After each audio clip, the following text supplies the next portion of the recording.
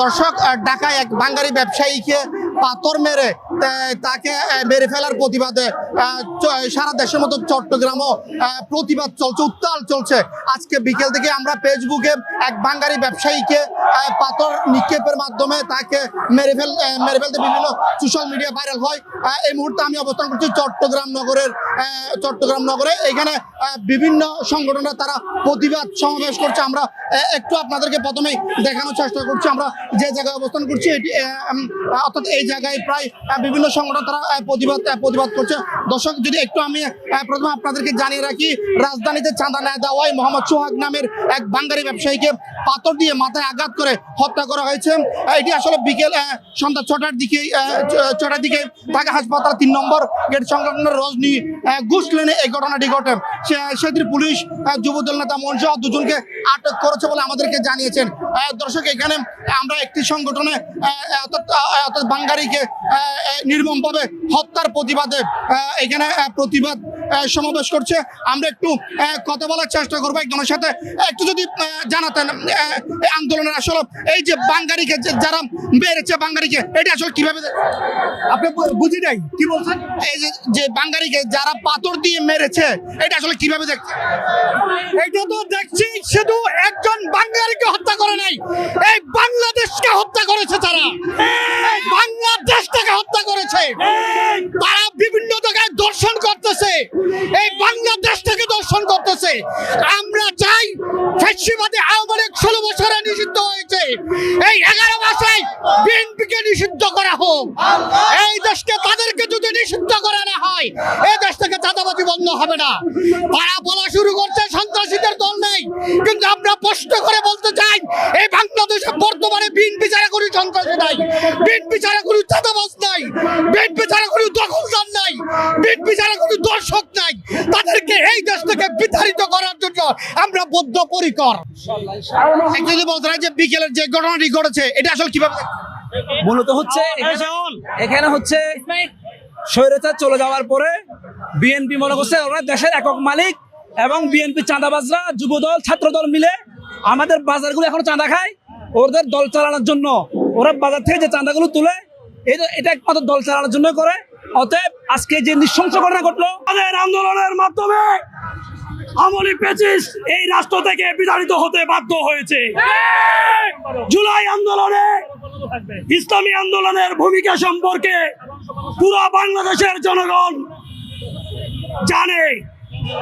ইসলামী আন্দোলন বাংলাদেশ দেশ, জাতি ও মানবতার রাজনীতি করে। বিগত 15 বছর ধরে অনেক অত্যাচার, হামলা মামলার শিকার হয়েছি আমরা। দর্শক, যেমনটি বলছিলাম আসলে এখানে আজকে সন্ধ্যার পর থেকেই প্রায় প্রতিটি জায়গায় আমরা লক্ষ্য করেছি শুধু এই ইসলামী সংগঠনগুলো নয়, পাশাপাশি বিভিন্ন সামাজিক এটি আগ্রাবাদ সড়ক রয়েছে, সেই সড়কেই আমরা অবস্থান করছি। এখানে কিন্তু অসংখ্য মানুষ রয়েছে। অর্থাৎ আজকে সন্ধ্যার যে ঘটনা রয়েছে সেই ঘটনার তীব্র তারা নিন্দা জানাচ্ছেন। আজকে আসলে সন্ধ্যায় তো আপনি যে ঘটনাটি দেখেছেন, পাথর নিক্ষেপ করে একজনকে মেরে ফেলা, এটা আসলে কিভাবে দেখছেন? দর্শক, আসলে এগুলো আমরা ভালোভাবে দেখতেছি না। আমরা আলহামদুলিল্লাহ জুলাইয়ের অভ্যুত্থানে আমি ইনশাল্লাহ সশরীরে ময়দানে ছিলাম। আমরা এই রাজনীতি দেখার জন্য, এই বাংলাদেশ দেখার জন্য আমরা জুলাই অভ্যুত্থান গড়ে তুলি নাই এবং ফ্যাসিস্টদেরকে আমরা বিদায় করি নাই। আমরা এমন এক বাংলাদেশ দেখতে চেয়েছি যেখানে সাম্য, মানবিক মর্যাদা এবং সামাজিক ন্যায় বিচার, এবং কি মানুষ নিরাপদে থাকবে, মানুষ ব্যবসা করবে নিরাপদে, মানুষ চাকরি করবে নিরাপদে, মানুষের ইজ্জত আবরু জান মাল সবকিছু নিরাপদে থাকবে। এখন বিএনপি যেভাবে শুরু করছে চাঁদাবাজি, পদে পদে হয়রানি, আমরা এই বাংলাদেশ দেখতে চাই না। আওয়ামী লীগ যেভাবে পতন হয়েছে, এইভাবে যদি বিএনপি যদি কাজ অব্যাহত রাখে, আমার মনে হয় আওয়ামী লীগের মতো বিএনপিও এই দেশ থেকে হঠাতে বাধ্য হবে। দর্শক, যেমনটি বলছিলাম আমরা যেখানে অবস্থান করছি এটি হচ্ছে চট্টগ্রাম নগরের দেওয়ানহাট মোড়ে। এখানে ঢাকায় আজকে সন্ধ্যায় বাঙালিকে পাথর মেরে তাকে হত্যার প্রতিবাদে শুধু সমগ্র বাংলাদেশ নয়, চট্টগ্রাম নগরও উত্তালে তারা প্রতিবাদে তারা সরব রয়েছে। আমরা এই মুহূর্তে অবস্থান করছি দেওয়ানহাটে, সেখানে আরো আমরা একটু বিস্তারিত জানার চেষ্টা করবো। এই যে আজকে বাঙালি একজন ব্রাহ্মণ ব্যবসায়ীকে যে পাথর নিক্ষেপ করে হত্যা করেছে, এটা আসলে কিভাবে দেখছেন? সামনে ভবিষ্যতে আরো তো বাংলাদেশের নতুন পরিকল্পনা রয়েছে, আসলে এটার মাধ্যমে কি বুঝতে পারছিলাম? আমরা স্বৈরাচার হটিয়েছি, এখনো মাত্র 1 বছর পার হয়নি, তার মধ্যে আমরা দেখতে পাচ্ছি নব্য আরেকটি স্বৈরাচার তৈরি হয়েছে। বিএনপি বাংলাদেশের এমন কোনো এলাকা রাখেনি যেখানে তারা চাঁদাবাজিতে সক্রিয় না। প্রত্যেকটা এলাকা মহল্লায় ওরা চাঁদাবাজিতে খুবই সক্রিয়।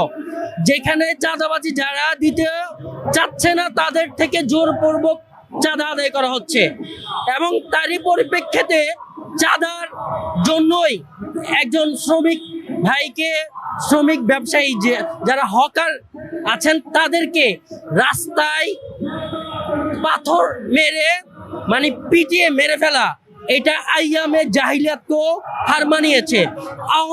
আমলেও আমরা এইভাবে কখনো দেখিনি যে পাথর মেরে কেউ কাউকে মেরে ফেলেছে।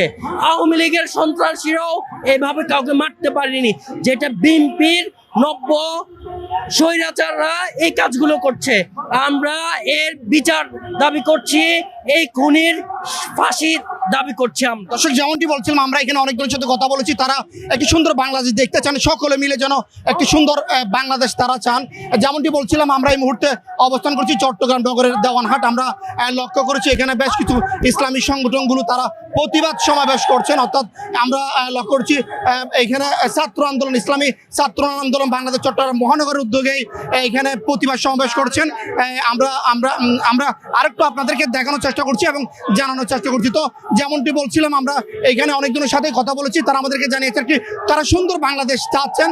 পাশাপাশি আজকে বিকেলের সন্ধ্যার যে ঘটনাটা ছিল এটার তীব্র নিন্দা জানিয়েছেন। শুধু বাংলাদেশে নয়, বাংলাদেশ সোশ্যাল মিডিয়ায় এটি ভাইরাল হওয়ার পর থেকে সমগ্র বাংলাদেশেই কিন্তু এটি পড়ে গেছে। একটু যদি আমাদেরকে জানাতেন, এই যে আজকে সন্ধ্যার যে ঘটনাটি ঘটেছে, পাথর নিক্ষেপ করে যে মেরেছে, এটা আসলে কিভাবে দেখছেন? আমরা ওই সোশ্যাল মিডিয়ায় দেখছি এটা, যে আমার ফেসবুকে আমি দেখলাম যে মানে এই একটা যুব দলের একজন নেতা, সেক্রেটারির পদপ্রার্থী, উনি পাথর দিয়ে একটা বাঙ্গারিওয়ালাকে চাঁদার জন্য চাঁদা না দেওয়ার অভিযোগ এনে তাকে পাথর মারতেছে। এটা আমরা সোশ্যাল মিডিয়ায় দেখেছি। সোশ্যাল মিডিয়ায় দেখার পর আমরা এটার প্রতিবাদ করতেছি। দর্শক, যেমনটি বলছিলাম, আজকে সন্ধ্যায় আসলে একজন বাঙ্গারি ব্যবসায়ীকে ঢাকায় একজন ব্যক্তি পাথর নিক্ষেপ করে তাকে মর্মান্তিকভাবে তাকে মেরে ফেলেছে, এমনটা সোশ্যাল মিডিয়ায় আমরা বাইরে হতে দেখেছি।